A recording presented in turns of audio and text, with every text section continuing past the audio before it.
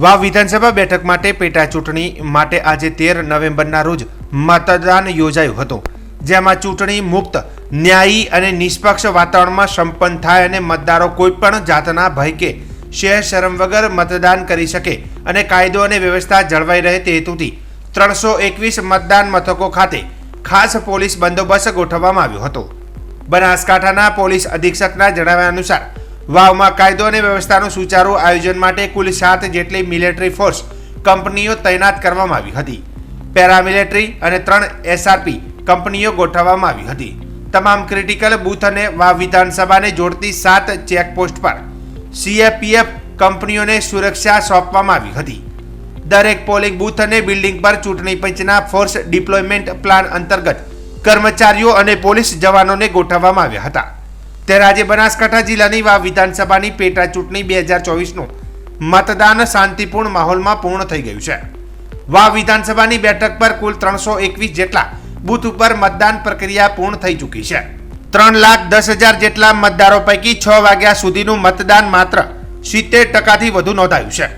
જો કે અંતમાં સાંજના 6 કલાકે સમય પૂર્ણ થતા EVM સીલ કરવામાં આવ્યા હતા। પોલીસ બંદોબસ્ત વચ્ચે EVM મશીનોને તેના મૂળ સ્થાન ઉપર લઈ જવામાં આવ્યા હતા। જો કે 10 જેટલા ઉમેદવારોના ભાવિ EVM મશીનમાં સીલ થવા પામ્યા છે। જો કે આજે સવારથી સાંજ સુધી વૃદ્ધો સહિત અનેક લોકોએ મતદાન કરવા માટે પોતાના મતાધિકારનો ઉપયોગ કર્યો હતો। તો બીજી બાજુ ભાજપ, કોંગ્રેસ સહિત અપક્ષ ત્રણેય ઉમેદવારો સહિત બનાસકાંઠા સાંસદે જીતનો આશાવાદ વ્યક્ત કર્યો હતો। લોકોની માગ છે કે આ વખતે અમારે કમળ ખીલાવવું છે, તો કમળ ખીલાવવા માટે લોકો આતુર છે અને લોકોને વિશ્વાસ છે કે અમે સ્વયંભૂ ત્યાં મતદાન કેન્દ્રમાં પહોંચી અને મતદાન કરશું। મતદાનની પણ મહાદાન કરેલા છે અને મહાદાનનું પુણ્ય દરેકને મળી રહે। ચાલુ સરકારમાં દરેક જ ભાગ લે। ચાલુ સરકાર હોવાથી ચાલુ સરકારમાં કમળ ખીલાઈ અને જરૂરિયાતના કામો જેવા કે રોડ રસ્તા છે, પાણીના પ્રશ્નો છે, આરોગ્યના પ્રશ્નો છે, અહીં રોજગારીના પ્રશ્નો છે, એવા દરેક અન્ય નાના મોટા પ્રશ્નોને લઈ અને લોકોએ સ્વયંભૂ નક્કી કર્યું છે કે આ વખતે મહાદાન કરવું છે। મતદાન એટલે મહાદાન, એટલે મહાદાનમાં મેં આજે સવારના પણ કીધું હતું, 25 તારીખે ફોર્મ ભર્યું ત્યારે પણ કીધું હતું અને જ્યારે રિઝલ્ટ આવશે ત્યારે પણ મારા શબ્દ સાચા પડશે, તમને હું ખાતરી આપું છું। ખાસ કરીને આજે સ્વરૂપજી ઠાકોર આપને મળ્યા હતા, આપની સામે એમને હાથ લંબાવ્યો હતો હાથ મિલાવવા માટે, આપે એમને હાથ ન મિલાવીને દૂરથી કહ્યું કે કોંગ્રેસ જીતશે અને હેટ્રિક થશે।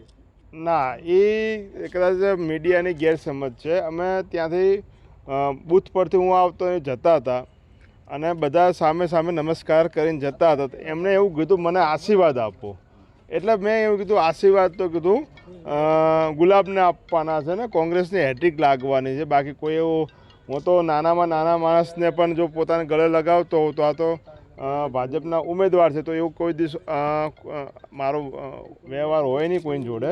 એટલે જેને પણ કટ પેસ્ટ વાળો વિડીયો જે પણ હોય અને કદાચ એમને પૂછશો તો પણ એની વાત કરશે। કેમ કે સામે આવતા હતા ને નમસ્કાર કરીને આવતા હતા, પણ ત્યારે એમના શબ્દ એવા નીકળ્યા કે મને આશીર્વાદ આપો। એટલે પછી મેં કીધું કે ભાઈ આશીર્વાદ તો કીધું કોંગ્રેસને આપવાના છે અને કોંગ્રેસની હેટ્રિક લાગશે, આ વાત છે, બીજી કોઈ નથી। મતદારોનો પણ ઉત્સાહ પેટા ચૂંટણીમાં જોવા મળ્યો છે, એ બાબતે દેખો આ વિસ્તારની અંદર આટલું મોટા પ્રમાણમાં મતદાન પણ પેટા ચૂંટણીમાં થવું ને બહુ મોટી વાત છે। મેં સવારના પણ મળ્યા ત્યારે પણ મેં તમને કીધું 70% જેટલું મતદાન થશે ને કદાચ એટલો જ આંકડો આસપાસ આવેલો હશે 70%ની આજુબાજુમાં। એટલે વાવના લોકોએ પણ ખૂબ મતદાન કર્યું છે અને બધાનો આભાર માનું છું, કેમ કે આવી સિઝન છે અત્યારે ખેતીની અને એ દરમિયાન પણ આવા વોટિંગ કરવું પણ ખૂબ મહત્ત્વની બાબત છે। અને છેક પહેલા બૂથથી લઈને છેલ્લા બૂથ સુધી લોકોએ ઉત્સાહપૂર્વક મતદાન કર્યું છે। જીતનો ભરઘોડો ક્યાંથી નીકાળશો આપ? જગાના ગણતરી થાય છે અને ત્યાંથી જ આવશું અને ધરણીધર ભગવાનને આપણે બધા ભેગા સાથે મળીને દર્શન કરવા જઈશું। ધરણીધર ભગવાનના દર્શન કરી એના આશીર્વાદ લઈ બળિયા ઠાકરના અને મતદાનની પ્રક્રિયા ચાલુ કરી છે અને ખૂબ મતદાતાઓ ઉત્સાહથી ઉમંગથી મતદાન કરી રહ્યા છે, જેનો મને ખૂબ ને ખૂબ સંતોષ છે। સર્વ અત્યારે પોતપોતાની રીતે મતદાન કરવા આવે છે અને મતદાન કરે છે અને ખુશ થઈને જાય છે। સાહેબ કેટલી આશા વ્યક્ત કરી રહ્યા છો જીતની? જીતની સારામાં સારી આશા સાહેબ। મતદાન કરવાનું હતું પણ ગામમાં અને પરિવારમાં એક દુઃખદ ઘટના બની છે. થોડું મોડું આવવાનું છે એટલે મીડિયાને પણ માઇક નીચે રાખો લે. આ મતદાન એ આવનાર સમયમાં 2027 નું રણસિંગુ એ આવા વિધાનસભાના પરિણામ ઉપરથી જ્યારે ફૂંકાવાનું છે ત્યારે બનાસકાંઠા જિલ્લો એ સમગ્ર ગુજરાતની અંદર 26 સીટો ભારતીય જનતા પાર્ટી 5 લાખના પ્લસથી લોકસભામાં જીતવા માંગતા હતા. એ ટાઈમે પણ મતદાન એ કોંગ્રેસ પાર્ટીની વિચારધારાને અને વર્તમાન જે ગુજરાત સરકાર હોય કે કેન્દ્ર સરકાર હોય એ લોકોના કામો કરવામાં ઓણા ઉતર્યા છે. એમનો જે એજન્ડા હતો એમાં ક્યાંક ને ક્યાંક ઓણા ઉતર્યા છે ને એના કારણે લોકસભામાં પણ આશીર્વાદ આપ્યા હતા.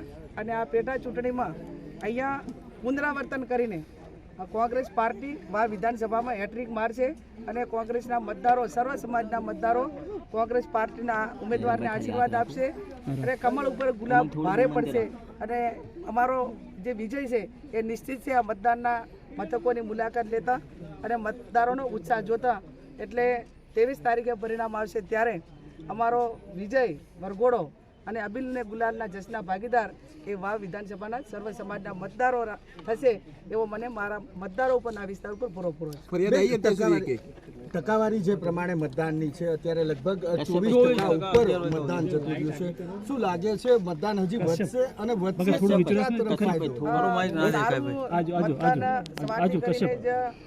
મોટા ભાગના બૂથોની મેં મુલાકાત લીધી. ત્યાં લાંબી લાઈનો હતી.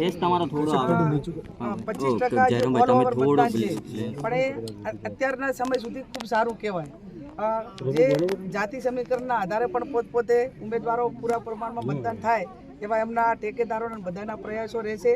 એટલે હું માનું છું ત્યાં સુધી આ વખતે 80%ની આસપાસ એ ઓલ ઓવર મતદાન થશે એવી મારી એક ગણતરી અને માહોલ જોતા અને જે પરંપરા રહી છે કે સામાન્ય ચૂંટણીમાં પણ 75% જેટલું મતદાન કાયમી રહેતું તો 65% મતદાન આ વખતે વધશે એવું મને પોતાને લાગે. સવારમાં શનિસડા હોય અસાણા હોય આવા 3-4 ગામોની અંદર ઈવીએમ મશીન છે એની ખરાબીના કારણે ક્યાંક ને ક્યાંક લાંબી લાઈનો લાગી અને મતદારોને વેટ કરવો પડ્યો. એક ખાલી પેટા ચૂંટણીમાં પણ જે મશીનરી તૈનાત હોવી જોઈએ એ ક્યાંક ને ક્યાંક અભાવ રહ્યો એવું મને પોતાને લાગે છે. એની ટેકનિકલ બાબત છે અને એનું સોલ્યુશન થઈ ગયું છે ને હવે મતદારો પૂરું મતદાન કરી રહ્યા છે. બેન બીજી કોઈ પણ પ્રકારની ફરિયાદ જે પ્રચાર દરમિયાન આપે આક્ષેપ લગાયા હતા એવું ક્યાંય લાગી રહ્યું છે? એ બધું જ્યાં રૂલિંગ પાર્ટી જેને લોકશાહીને માનતા જ નથી, માત્ર પૈસા સામ દામ દંડ ભેદને જે દબાવની રાજનીતિ છે એ એમના એકદમ ઉપેલામાં આવી ગઈ છે વર્તનમાં. અને વર્તનમાં ને હવે પછી તો હું માનું છું કે એમના વારસામાં જ ખોટું કરવાનું, જૂઠું બોલવાનું, લોકોને ખોટા વાયદા આપવાના અને કેફી પદાર્થોથી ચૂંટણી જીતવા માટેના પ્રયાસો કરવાના, યુવાનોને કેફી પદાર્થોથી બરબાદ કરવાના આ એજન્ડા એમનો આજનો નથી, કાયમી રહ્યો છે. પણ એ બધું ઉપરાંત પણ આ વિસ્તાર કાયમી કોંગ્રેસનો ગઢ રહ્યો છે ને આ વખતે પણ